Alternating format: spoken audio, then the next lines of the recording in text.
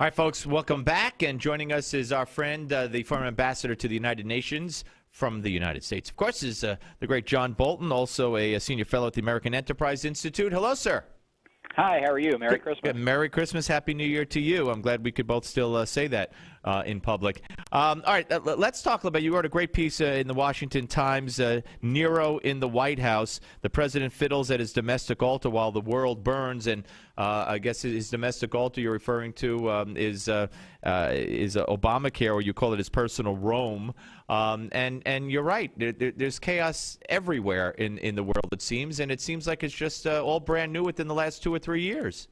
Well, you know, I think the president's real difficulty when it comes to national security affairs is he just doesn't care about it. It's one of the reasons he is our most radical president. He's just vastly different from the long line of presidents, Republican and Democrat alike, since Franklin Roosevelt, who woke up every morning thinking as their very first thought, what threats does the United States face today? That's just not at the top of Obama's agenda. What's at the top of his agenda, as he told us quite explicitly during the 2008 campaign, was that he wanted to fundamentally transform the United States. That's what his priority is. So when we see these international threats where other presidents would be galvanized into action, you know, he may take note of it, but then he moves on to something else. And you can see it. It's the Iranian nuclear weapons program. It's the turmoil in Ukraine, which may be slipping back under Moscow's control. It's China being very provocative and aggressive in the East China Sea and the South China Sea.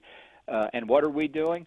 The President and the Secretary of State are focused on Israel's construction of apartment buildings in East Jerusalem. That's their priority. Yeah, that's very scary. All right, there's a bill being circulated in the Senate. I know Senator Menendez is one of the sponsors, and he has been very outspoken, along with many other senators, about the need for sanctions and to hold Iran accountable. But this, from the reports I've heard, give Iran and the U.S. basically a year before any new sanctions would kick in, or with an exception being if they launch a terrorist attack against us or blatantly violate the terms of any agreement. But basically, it seems to me is more of a setback as a proposal than as something that the Senate was talking about earlier, which was, you know, we need to toughen the sanctions.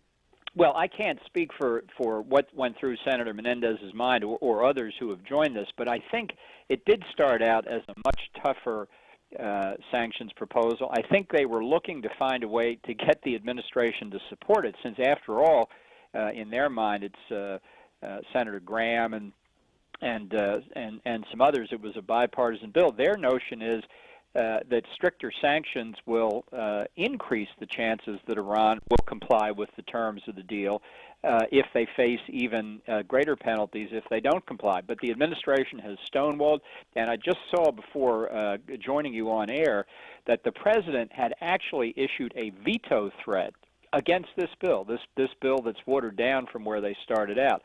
So you can see that, you know, no good deed goes unpunished. The senators started out with a good idea. They tried to find a way to compromise with the administration, and even that was rejected. So it's another example of the Obama my way or the highway approach. It is a terrible signal to Iran when it sees Obama basically taking their side in a dispute with the U.S. Congress. That's how they read it in Tehran. I'm willing to give the president some benefit of the doubt that that's not what he intends, but that's not the way they read it in Tehran. Let me ask you about this talk of, although thank goodness the administration has said no, but to even entertain the talk of a deal for Snowden. You know, amnesty, clemency, whatever, a pardon. If he gives back all the documents and whatever, how could we ever be sure that a man who was willing to do this and who has done what he's done, how could you trust him to say, okay, here's everything, I just gave it back, and I'll never do this again. Now leave me alone. I mean, it just the thought of it is insane.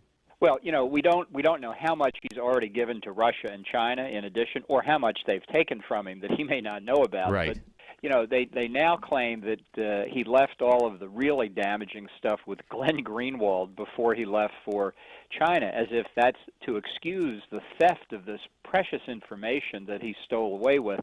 You know, it's hard to give a definitive answer on this question because I don't doubt that he absconded with some incredibly valuable information, the release of which would be damaging to the United States beyond calculation. And in that case, I mean, I might hate it, but I could see possibly the right kind of deal giving him amnesty, but I don't see those terms on the table now. And I think the point you made at the beginning there is very important. It's a man who lied, violated solemn obligations to keep this material secret. Why should we give him any credibility at all? Yeah. Mr. Ambassador, I thank you for everything you do for us. I hope you have a wonderful Merry Christmas, Happy New Year, and I look forward to speaking to you again next year, sir. Well, the same to you and all of your listeners, and I look forward to that, too. Thank you. John Bolton, ladies and gentlemen, former U.S. Ambassador to the United Nations, Senior Fellow at the American Enterprise Institute. When we come back, we'll be joined by our friend Christopher Parker, Professor, University of Washington, author of the book about the Tea Party, Change They Can't Count On. And we're going to talk about a plethora of issues. We got Farrakhan, we got Toure, we got a bunch of stuff. And, of course, this Duck Dynasty. I'm sure he'll want to weigh in on that. All that straight ahead as we speak. Steve Malzberg Show, Newsmax TV and radio.